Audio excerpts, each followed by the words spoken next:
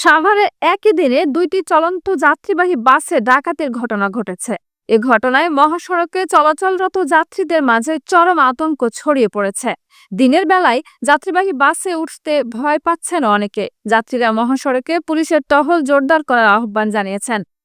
চলন্ত যাত্রীবাহী বাসে ডাকাতির ঘটনায় বাস যাত্রীরা জানান, 11 এপ্রিল শুক্রবার ঢাকা আরিচা মহাসড়কের সাভারের ব্যাংক টাউন এলাকায় সাভার পরিবহন নামে একটি চলন্ত যাত্রীবাহী বাসে বেশ কয়েকজন ডাকাত ছুরি দিয়ে যাত্রীদের কাছ থেকে সর্বস্ব কেড়ে নিয়ে যায়।